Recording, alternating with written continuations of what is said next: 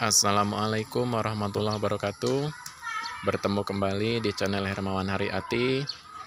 Pada kesempatan ini, pada jam istirahat, kita akan melanjutkan kembali video pembahasan mengenai soal-soal P3K mata pelajaran Pendidikan Agama Islam. Untuk video part 3 akan membahas soal dari nomor 51 sampai 75. Sedangkan untuk video part 1, part 2 sudah diupload hari kemarin. Silahkan ditonton, disimak. Jadi, dengan mengetahui soal dan jawaban 100 soal pendidikan agama Islam, mudah-mudahan dapat menjadi modal dalam menghadapi tes P3K bulan ini. Disimak videonya, jangan di skip ya. Selamat belajar. Mari kita mulai.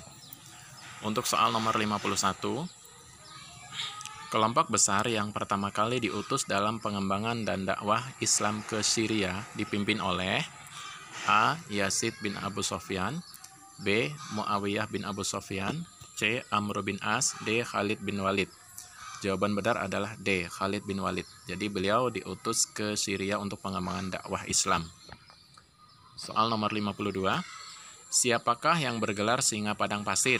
A. Hamzah bin Abdul Muthalib, B. Hamzah bin Abu Thalib, C. Hamzah Fansuri, D. Hamzah Has. Jawaban benar adalah A. Hamzah bin Abdul Muthalib. Beliau mendapat julukan singa padang pasir. 53. Untuk menjembatani terhadap adanya kekuasaan Allah mutlak dengan adanya sifat kebebasan dalam diri manusia, muncullah konsep Al-Kasb.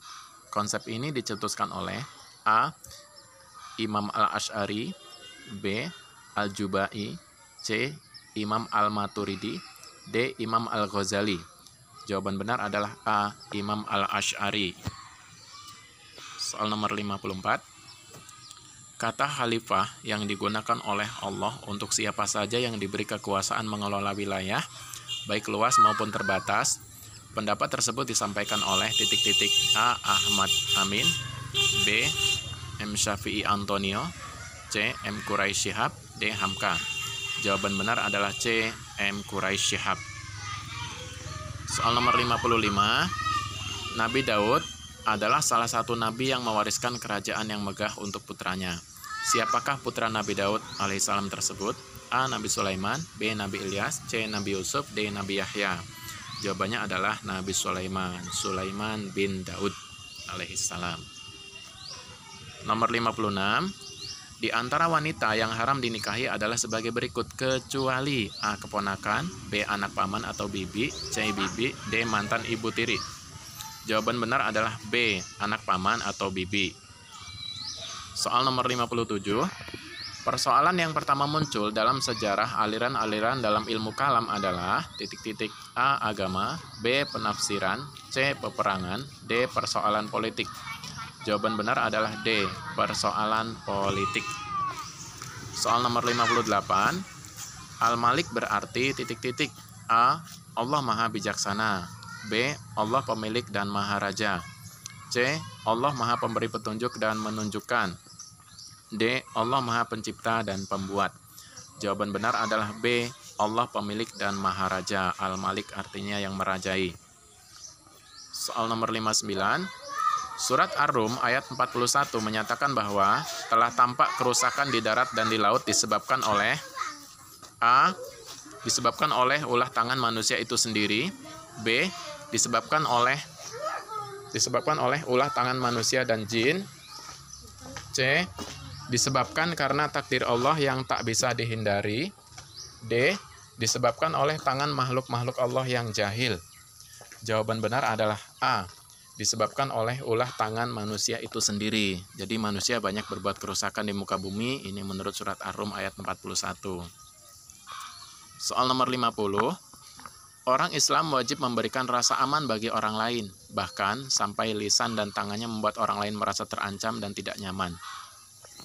Perilaku ini meneladani sifat wajib Allah Subhanahu wa taala. A. Al-Hakim, B. Al-Wakil, C. Al-Karim, D. Al-Mu'min. Jawaban benar adalah D. Al-Mu'min. Jadi kita dilarang untuk mengganggu tetangga kita baik dengan tangan maupun lisan. 61. Sebuah lembaga yang bertugas memfasilitasi segala urusan pemerintahan, khususnya dalam bidang persuratan pada masa dinasti Umayyah disebut A. Al-Hijabah, B. An-Nizam Al-Qadai, C. Katib Al-Jund, D. Katib Ar-Rasail.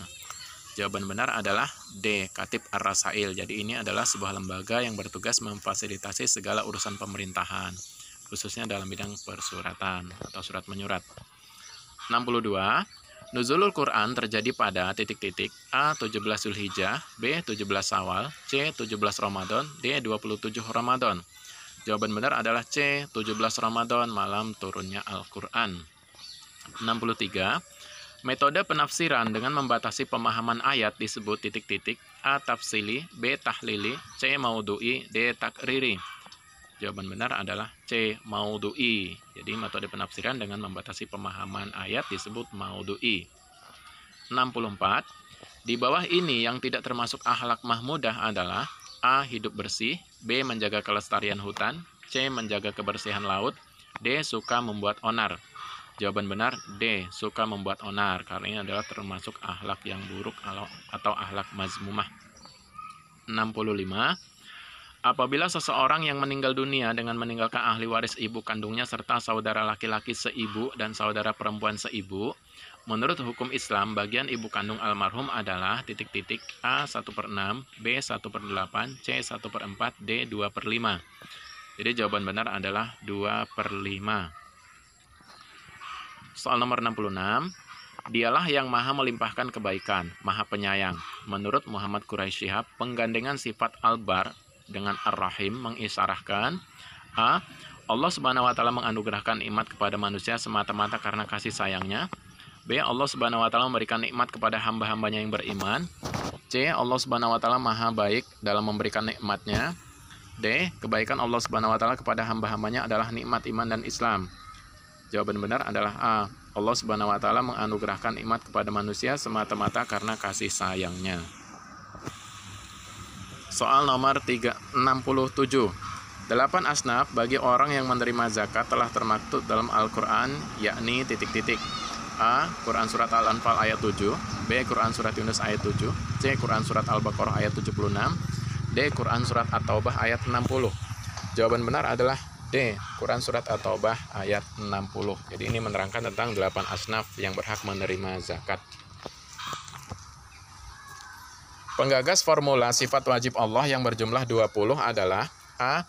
Abu Hasan Al-Asy'ari, B. Al-Mu'tazili, C. Ma'bad Al-Juhani, D. Imam Hambali. Jawaban benar adalah A. Abu Hasan Al-Asy'ari. Jadi beliau adalah penggagas formula sifat wajib Allah yang berjumlah 20. 69. Islam memandang semua manusia sama derajatnya. Hanya ketakwaanlah yang akan membedakan derajat mereka. Hal ini merupakan prinsip dari A. Musyawarah, B. Musawah, C. Toleransi, D. Ukhuwah. Jawaban benar adalah musawah. Jadi Islam memandang manusia berdasarkan ketakwaannya. Jadi tidak ada sistem kasta. 70.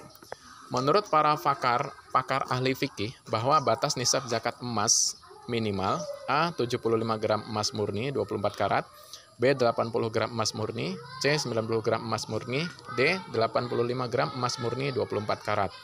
Jawabannya adalah D. 80 gram emas murni 24 karat. Jadi nisab zakat emas adalah 85 gram emas murni 24 karat. 71. Salah satu bentuk meneladani sifat Allah Al-Hakim dalam kehidupan sehari-hari adalah A. Mencari rezeki yang halal dan menggunakannya untuk kebaikan. B. Melakukan muhasabah diri. C. Selalu memohon kepada Allah agar diberi petunjuk ke jalan yang benar. D. Memberikan bantuan kepada orang lain. Jawaban benar adalah D. Memberikan bantuan kepada orang lain. 72. Kata malaikat berasal dari kata malak yang berarti titik-titik. A. Memiliki sifat malaikat. B. Risalah atau mengemban amanat. C. Bersifat gaib. D. Makhluk suci. Jawaban benar adalah B. Risalah atau mengemban amanat. Jadi berasal dari kata malak yang berarti risalah atau mengemban amanat. 73. Salah satu asas kewarisan adalah ijbari. Hal ini mengandung maksud titik-titik A. Harta waris sebelum dibagikan kepada ahli waris harus sudah dilaksanakan utang wasiat. B. Perpindahan. C.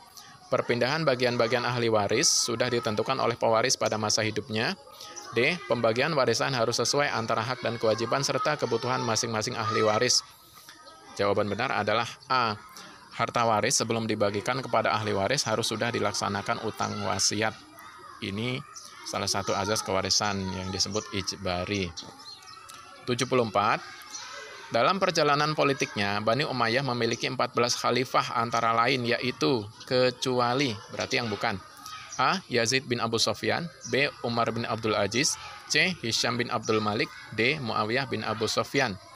Jawaban benar adalah A. Yazid bin Abu Sofyan. Jadi untuk jawaban B, C, D adalah benar, salah satu khalifah di antara 14 khalifah Bani Umayyah. 75.